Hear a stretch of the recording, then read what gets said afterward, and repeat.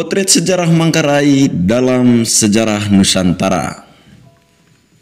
Manggarai mendapat pengaruh budaya oleh pendatang dari berbagai macam latar belakang seperti Cina, Jawa, Bugis, Padang, Bali, Makassar, Belanda, Portugis, termasuk penduduk Pulau Flores dan penduduk NTT dari daerah lain. Hal ini telah memperkaya dan membentuk keanekaragaman budaya di Manggarai. Sejarah ini merupakan karya dari Vianney Andro Prasetyo, seorang alumni Australian National University, yang merupakan pemerhati lingkungan, penikmat pariwisata, kopi, dan sejarah. Sekarang Andro tinggal di Ruteng. Dalam surat elektronik kepada flores.co, ia berharap ulasan dengan basis ilmiah ini yang juga berisi hipotesis mengenai asal-usul Manggarai bisa menjadi referensi bagi masyarakat yang ingin belajar tentang Manggarai. Yang pertama, Kesultanan Bima dan Kesultanan Makassar. Sejarah Manggarai tidak lepas dari sejarah kerajaan lain di Nusantara seperti Kerajaan Gowa yang kemudian dilebur bersama Kerajaan Talo menjadi Kesultanan Makassar. Kerajaan Bima, perkembangan agama Islam di Nusantara dan penyebaran agama Katolik di Pulau Flores. Kawasan Barat Flores Manggarai pada masa lampau dikuasai oleh Kerajaan Bima hingga pada awal tahun 1900. Bima menjadi kerajaan Islam karena pengaruh penguasa Gowa yang memeluk Islam pada tahun 1605 dan kemudian membentuk Kesultanan Makassar. Bima yang saat itu menjadi taklukan Gowa kemudian memeluk agama Islam. Sebagai daerah taklukan, Bima mengirim upeti kepada penguasa Gowa yang juga diambil dari tanah Manggarai seperti hasil bumi dan ternak. Keadaan ini bertahan hingga tahun 1667 saat diadakan perjanjian Bungaya antara VOC dan Kerajaan Gowa yang saat itu menguasai Bandar Makassar.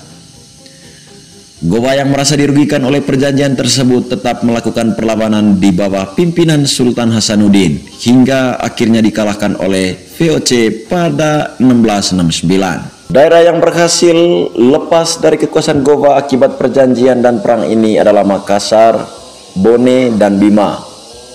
Pada tahun 1669, Bima kemudian menyerah dan menandatangani suatu perjanjian dagang dengan VOC. Selanjutnya Bima menjadi penguasa tunggal atas Manggarai yang diakui oleh VOC. Pada tahun 1700-an atau mungkin sebelumnya di Manggarai telah ada suatu sistem pemerintahan dari 3 kelompok masyarakat yang cukup besar, yakni Todo, Cibal, dan Bajo. Pada tahun 1727, seorang putra Sultan Bima mempersunting seorang putri dari Kesultanan Makassar, Putri Daeng Tamima. Kawasan Manggarai kemudian diserahkan sebagai hadiah perkawinan dan Putri Daeng Tamima mendirikan kerajaan Islam di Riau, pantai utara Manggarai. Sultan Musalani Alima dari Bima ternyata tidak setuju menjadikan Manggarai sebagai hadiah kepada Kesultanan Makassar. Pada masa tahun 1732 dibentuklah persekutuan dengan Bajo untuk menyerang Riau dari laut dan mengusir orang Makassar di Riau. Akan tetapi serangan ini gagal sehingga disusun kekuatan baru dengan bantuan Todo dari arah selatan. Todo menggunakan kesempatan ini untuk memperoleh hegemoni dan pengaruh atas pedalaman Manggarai dengan menaklukkan penguasa-penguasa lokal di pedalaman. Akibat kekuasaan yang tidak seimbang, maka Putri Daeng Tamima akhirnya menyerah dan kembali ke Makassar. Dengan demikian, pengaruh Bima atas Manggarai tetap dapat dipertahankan. Setelah mengamankan kekuasaan di Manggarai, Bima menjadikan Riau sebagai pusat pemerintahan di Manggarai dengan mengangkat perwakilan Sultan Bima yang disebut Naib. Perwakilan Sultan Bima yang kedudukannya lebih rendah dari perwakilan di Riau juga ditempatkan di Labuan Bajo, Pota, dan juga Bari. Di Manggarai, Kesultanan Bima mempelopori suatu sistem pemerintahan yang disebut Kedaluan dan Gelarang. Gelarang memiliki status di bawah Kedaluan. Pada tahun 1732, situasi struktur pemerintahan di Manggarai adalah perwakilan Sultan Bima di Riau, Pota, Bari, dan Labuan Bajo. Tiga dalu besar, Todo, Cibal, dan Bajo yang tidak mempunyai hubungan koordinatif dengan Naib di Riau dan juga dalu-dalu kecil lainnya. Selanjutnya dalu Todo juga membawahi 13 kedaluan yang lebih kecil, yaitu Kolang, Lelak, Bontong, Velak, Ndoso, Dehes, Rahong, Ruteng, Pocoleok, Torokgolo, Sita, Ribu, dan Manus. Namun tetap membayar upeti kepada Naib di Riau. Sementara itu dalu Cibal dan dalu Bajo tidak membawahi dalu-dalu kecil lainnya, namun juga membayar upeti kepada Naib di Riau. Kedaluan yang mempunyai hubungan koordinatif dengan Naib di Riau adalah Ruis, Pasat, Nggalak, Rego, Pacar, Boleng, Kempo, Ngorong, Burak, Look, dan Lambaleda. Sementara itu, kedaluan yang berada dalam garis koordinatif dengan Naib di Pota adalah Congkar, Biting, dan Rembong. Seiring dengan perkembangannya, daerah kekuasaan Bima di Manggarai dan juga daerah kekuasaan dalu besar yang ada, maka jumlah kedaluan di Manggarai pun bertambah. Pada perkembangannya, daerah Manggarai terbagi dalam 38 kedaluan. Naiknya hegemoni dalu Todo rupanya tidak disukai oleh dalu Cibal yang menganggap dalu Todo bukanlah Manggarai asli, melainkan keturunan Minangkabau. Rivalitas di antara kedua dalu ini kemudian menghasilkan beberapa peperangan terbuka yang kemudian dimenangkan oleh dalu Todo. Keberpihakan Bima terhadap dalu Todo terjadi akibat aliansi yang berbentuk dalam menyerang Riau. Namun, sebenarnya Bima tidak mempunyai kepentingan terhadap perselisihan yang terjadi di antara kedua dalu tersebut, selain mengamankan pengaruh mereka atas Manggarai. Asal-usul dalu Todo atau pimpinan kedaluan tersebut yang berasal dari Minangkabau memang masih sulit dibuktikan secara ilmiah, mengingat sedikit sekali catatan sejarah mengenai Manggarai, kecuali menggali dan menganalisa dari catatan sejarah kebudayaan lain yang terkait, seperti Bima, Makassar, atau Goba, ataupun Minangkabau. Cerita masa lampau dan asal-usul Manggarai masih disampaikan secara turun-temurun, secara verbal. Tidak adanya akses ke pendidikan mengakibatkan budaya Manggarai pada masa lampau tidak mengenal budaya literasi dalam konteks membaca dan menulis. Beberapa orang mungkin mempunyai kemampuan tersebut, terutama yang mendapat kesempatan untuk berinteraksi dengan suku bangsa di daerah pesisir ataupun karena intervensi dari misionaris atau pemerintah kolonial Belanda dengan mengirim mereka ke sekolah-sekolah misi yang ada di Flores. Misionaris dan pemerintah kolonial Belanda juga telah membantu memberikan referensi sejarah Manggarai sejak awal 1900 melalui penelitian etnologi. Yang kedua, Minangkabau. Bila kita kaitkan dan lihat lebih jauh, mungkin saja cerita ini bisa ditelaah berdasarkan catatan sejarah dan riset yang ada. Suku Minangkabau dan Makassar serta Bugis merupakan sedikit dari suku-suku di Indonesia yang melakukan perantauan pada masa lalu. Wilayah yang diliputi juga cukup besar. Suku Minangkabau merantau hampir di seluruh kawasan Asia Tenggara, termasuk kawasan Indonesia Timur. Salah satu perantau awal dari Minangkabau bermukim di kawasan Negeri Sembilan di Semenanjung Melayu dan menjadi bagian dari Negara Federasi Malaysia. Suku Makassar ataupun Bugis diketahui melakukan pencarian teripang hingga ke pesisir utara di benua Australia dan melakukan perdagangan hingga ke Madagaskar. Ada kemiripan yang mendasari perantauan suku-suku ini, yaitu perdagangan atau faktor ekonomi. Namun, ada satu hal yang berbeda dari suku Minangkabau yang juga mendorong suku ini untuk merantau, yaitu budaya matrilineal. Orang Minangkabau akan pergi merantau dan enggan untuk kembali sebelum meraih kesuksesan. Suatu pegangan hidup yang ditanamkan oleh para ibu di Minangkabau kepada anak laki-lakinya yang kini menjadi lebih umum bagi suku-suku lain di Indonesia. Anak laki-laki Minangkabau akan merantau dan keluar dari rumah saat dewasa karena menyadari bahwa rumah dan tanah menjadi hak bagi saudarinya. Apalagi bila saudari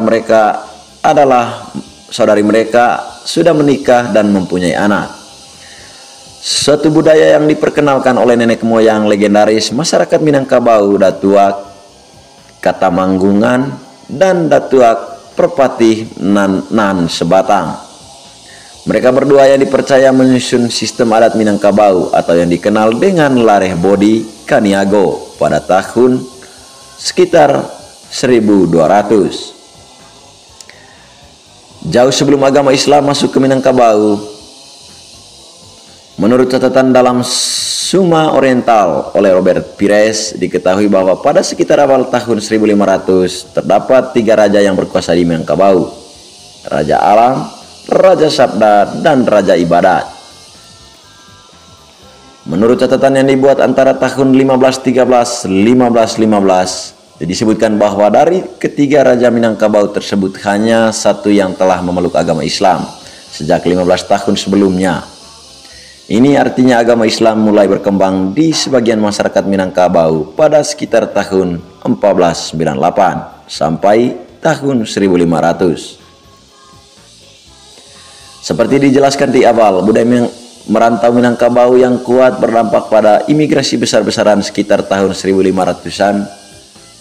Banyak orang Minangkabau yang pindah ke sisi timur Sumatera, bahkan hingga ke semenanjung Malaysia karena adanya Kesultanan Malaka dan jalur perdagangannya ramai.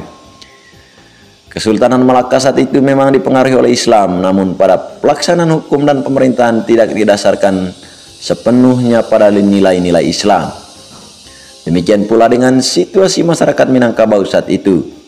Masyarakat Minangkabau baru menerapkan ajaran Islam sepenuhnya setelah meletusnya Perang Paderi pada 1803 hingga 1838 akibat konflik antara kaum adat dan kaum Paderi atau ulama.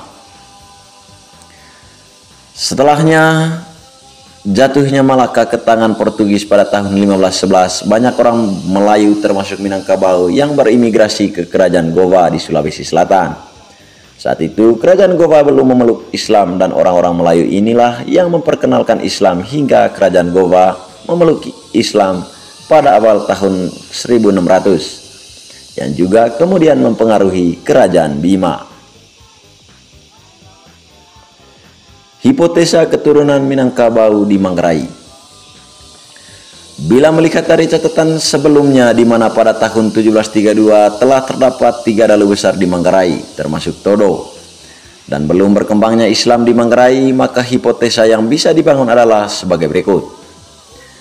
Nenek moyang dalu Todo mungkin berasal dari suku Minangkabau yang merantau pada sekitar abad ke-12 sampai abad ke-14 saat telah berlaku budaya matrilineal. Namun, kemudian mengapa budaya tersebut tidak diterapkan di Todo masih perlu diteliti. Mungkin saja para perantau awal ini adalah mereka yang menolak budaya matrilineal. Nenek moyang dalu Todo mungkin berasal dari suku Minangkabau yang merantau ke Sulawesi Selatan pada abad ke-15 dan 16. Diketahui bahwa suku Minangkabau telah bermukim di Makassar sejak tahun 1490, sebagian bandar yang cukup besar pada masanya. Sangatlah mungkin Makassar dihuni oleh suku-suku lainnya seperti Bugis, Luwu, dan bahkan Bima. Kawin campur terjadi dan pengaruh Islam masih belum terlalu kuat dengan hubungan antara Gowa dan Bima, juga karakter Minangkabau dan Bugis Makassar sebagai merantau dan penjelajah. Mungkin terjadi bahwa perantau Minangkabau ini ataupun keturunannya ikut dalam ekspedisi ke Manggarai dan bermukim di daerah Todo hingga berkembang sampai saat ini.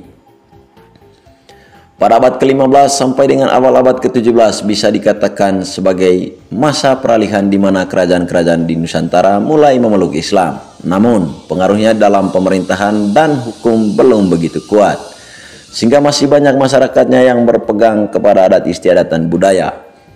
Hal ini juga terjadi di Kerajaan Minangkabau dan Kerajaan Gowa, hingga sangat mungkin perantau Minangkabau yang datang ke Manggarai masih berpegang kepada adat dibandingkan agama yang masif relatif baru. Pertanyaan mengenai budaya matrilineal yang tidak diwariskan juga akan muncul. Namun hipotesa ini menjelaskan bahwa mungkin saja para perantau ini punya motif yang sama dengan perantau di hipotesa pertama, yaitu menolak matrilineal, atau bisa saja para perantau ini adalah suku Minangkabau yang telah menetap beberapa saat di Makassar sebelum melanjutkan perjalanan ke Manggarai. Sebagai pendatang di Makassar yang adalah patrilineal, bukan tidak mungkin suku Minangkabau ini kemudian mengadopsi sistem yang sama. Faktor kawin campur dan eksposur terhadap budaya lain bisa mempengaruhi kenapa sistem kekerabatan matrilineal tidak dibawa ke Manggarai. Yang keempat, perbudakan dan perlawanan. Kondisi topografi dan geografi pada masa lampau menyebabkan sulitnya akses ke daerah pedalaman Manggarai, sehingga terdapat perbedaan jelas antara penduduk di daerah pesisir yang didominasi suku Bima, Makassar, dan Bugis, serta penduduk Manggarai di daerah pedalaman. Hingga tahun 1900, penduduk di pedalaman mempunyai perasaan takut yang mendalam terhadap pendatang karena risiko penyerangan dan dijadikan budak. Pada tahun 1700 di Batavia telah terdapat suatu desa dengan nama Manggarai yang dinamakan karena banyaknya budak yang berasal dari Flores bagian barat. Mereka mengumpulkan pajak, hasil bumi, ternak, dan juga budak dari penguasa lokal atau dalu yang di pedalaman Manggarai. Pada 1 Januari 1860 pemerintahan kolonial Belanda menghapus perbudakan di Hindia Belanda. Akan tetapi budak-budak di Pulau Sumbawa yang sebagian berasal dari Flores bagian barat atau benar-benar dibebaskan pada tahun 1910. Sementara di Flores Barat sendiri praktek pengambilan budak baru benar-benar hilang saat Belanda secara resmi mengambil alih kekuasaan pada tahun 1908. Pada tahun 1783 diadakan suatu perjanjian tertulis antara Sultan Bima Abdul Kadim dengan sejumlah dalu di Manggarai yang isinya mengingatkan kembali pengakuan Belanda terhadap kekuasaan Bima di Manggarai pada tahun 1669. Persetujuan ditandai dengan penyerahan alat-alat upacara kebesaran dan senjata kepada sejumlah perwakilan dalu. Akan tetapi, isi perjanjian tersebut membuat hubungan antara Bima dan penduduk pedalaman Manggarai menjadi tidak seimbang, di mana kedaluan di pedalaman dilarang melakukan hubungan dagang dengan pihak lain. Sementara itu Bima hanya menerima pajak, upeti, dan budak dari kedaluan yang ada. Penduduk Bima, Bugis, atau Makassar yang beristrikan orang dari pedalaman Manggarai dilarang tinggal di daerah kedaluan karena akan mencemari adat dan agama. Ini pula yang membuat agama Islam pada saat itu tidak bisa berkembang di Manggarai yang sebagian besar penduduknya masih menganut kepercayaan lokal. Melalui persetujuan pada 1783, Bima telah memainkan peranan penting dan pengaruhnya terasa sampai jauh ke pedalaman, sehingga timbul reaksi dan perlawanan dari pemimpin lokal, apalagi dengan adanya kekuatan baru yang muncul, yakni Todo. Pada tahun 1860, Dalu Todo menentang Bima secara resmi dengan menolak kekuasaan Sultan Bima. Pada tahun 1905, Todo menolak untuk membayar upeti pada saat penobatan seorang sultan baru di Bima pada tahun 1915. Saat seorang Sultan Bima wafat, seluruh kedaluan di Manggarai menolak hadir pada saat upacara pemakaman dan menyatakan diri bebas dari Bima. Runtuhnya kekuasaan Bima. Pada awal 1900, kekuasaan Bima di Manggarai mulai memudar. Pada tahun 1908, Belanda secara resmi melakukan kegiatan administratif di Manggarai. Selanjutnya pada tahun 1913, terjadi perubahan dalam struktur Kesultanan Bima, di mana teritori Manggarai di bawah Raja Naib di Riau dinyatakan terpisah dari Kesultanan Bima dan menjadi unit administratif sendiri. Perubahan struktur VOC ke pemerintahan Hindia Belanda juga mempengaruhi eksistensi Bima di Manggarai. Dengan dibubarkannya VOC pada 1 Januari 1800, maka perjanjian Bima dan VOC pada tahun 1669 tidak lagi relevan. dan pemerintahan Hindia Belanda yang baru mempunyai referensi yang berbeda terhadap tanah jajahannya di Flores, termasuk salah satunya untuk pengembangan agama Katolik. Pada awalnya pemerintahan Hindia Belanda masih mempertimbangkan untuk mempertahankan keturunan Sultan Bima sebagai penguasa Manggarai yang terpisah dari Bima. Namun karena situasi yang telah berubah dan penolakan dari penguasa lokal di Manggarai, maka pemerintah Hindia Belanda mengurungkan niat tersebut. Dan di antara tahun 1927 dan 1929, pemerintah Hindia Belanda membuat keputusan untuk memulangkan semua pegawai pemerintahan yang berasal dari Bima. Selanjutnya anak bungsu dari Tamur, pemimpin Kedaluan Todo yang bernama Baruk, dinominasikan untuk menjadi Raja Manggarai, Raja Van Manggarai. Baruk yang lahir pada 1900 telah dididik pada sebuah sekolah misi di Ende. Sementara menunggu Baruk yang sedang menempuh pendidikan kembali ke Manggarai, Belanda menominasikan Kraeng Bagong yang juga berasal dari Dalu Todo untuk menjadi Raja Manggarai pada tahun 1924. Kekuasaan Bima di Manggarai berakhir secara resmi tanggal 21 April 1929. Sementara itu Baruk diinaugurasi menjadi raja yang baru pada tanggal 13 November 1930. Raja Bagong yang adalah Raja Manggarai sebelumnya berganti menjadi Raja Bicara Manggarai.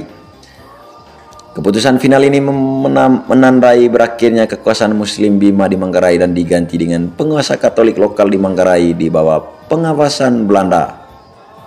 Pusat pemerintahan yang sedianya berada di Riau juga dipindahkan ke Ruteng. Raja Bagong dan Raja Baruk wafat pada masa kemerdekaan dan masa transisi dari pemerintahan Belanda kepada pemerintahan Republik Indonesia. Selanjutnya kekuasaan Raja Manggarai diteruskan oleh Kraeng Ngambut yang juga berasal dari Todo. Kepemimpinan Kraeng Ngambut berlangsung sejak masa transisi kemerdekaan Indonesia. Manggarai sebagai daerah Swaparaja hingga akhirnya ditetapkan sebagai kabupaten. Semenjak menjadi kabupaten hingga saat ini, Manggarai telah dipimpin oleh 8 kepala daerah. Bupati pertama adalah Bapak Carolus Kambur yang kemudian digantikan oleh Bapak Frans Sales Lega. Nama Frans Sales Lega diabadikan menjadi nama bandara di kota Ruteng. Bupati yang ketiga adalah Bapak Frans Dula Burhan yang kemudian diteruskan oleh Bapak Gaspar Parang Ehok.